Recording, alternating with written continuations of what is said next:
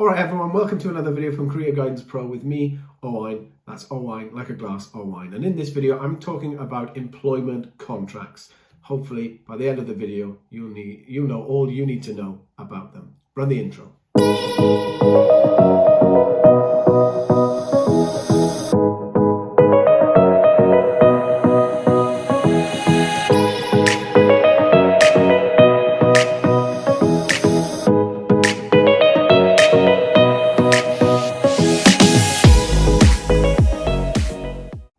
Let's get into it.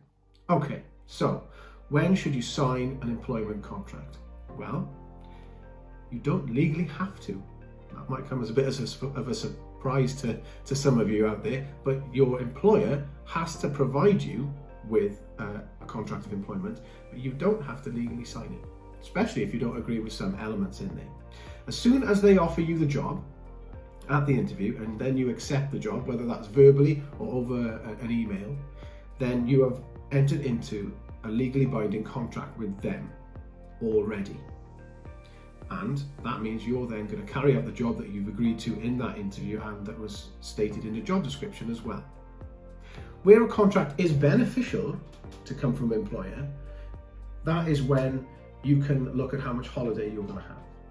That is where you can nail down all the bonuses and commission structures if there are any. You can nail down how you would exit the company if you wanted to give your notice and what the notice period would be. And then if you sign that, you are legally bound to abide by it. Now here's where it can be beneficial not to sign a contract. So I was once working for a facilitation agency, and the company was the BBC.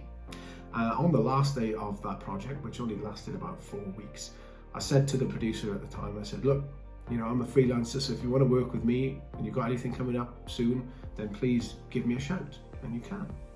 And he said, well, unfortunately, I won't be able to because you signed a contract that says you won't work with us for the next 12 months unless it's through the agency you've been working with. And I was like, oh, all right.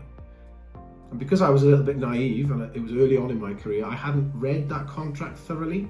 Now I would never ever sign anything like that, which would restrict me getting more work, because lo and behold, for the next 2 or 3 months, I didn't get any work from that agency. Yeah, I couldn't work for the company that I just worked for. I couldn't work for the BBC for the next 12 months unless it was through them.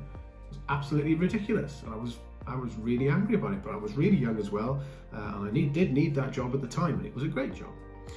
So when you're looking at a contract, make sure you read every line and make sure it matches.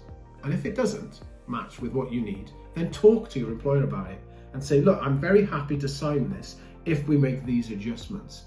I mean, if you have to employ a solicitor to have a look at it, then by all means do that. But do remember that your employer is legally obliged to provide you with a contract, and you can hash it out. So if you think, oh, hang on, in the job interview, you said it was going to be 22 days holiday a year, and then in your contract it says 18, then you need to go back to them and say, oh, actually, I think somebody's made an error here. And it may just be that they've copied and pasted it from another job contract, and all of a sudden there's a mistake on yours. So if you're going to sign it, you need to read it thoroughly. Similarly, if your employer is not offering you a contract when they're legally obliged to, and they've got to do it within 2 months of you starting that job, then alarm bells should start ringing for you. Because if they're not offering you a contract, then they could get rid of you pretty easy, because the terms and conditions of your termination will be in that contract. So ask for a contract, and if they still won't give you one, then it might be time to seek either legal advice or just leave the job. Hand in your notice, whatever that may be. If you have no contract, then it's only a week legally in the UK, and walk out the door. Find somebody who is prepared to look after you and your rights.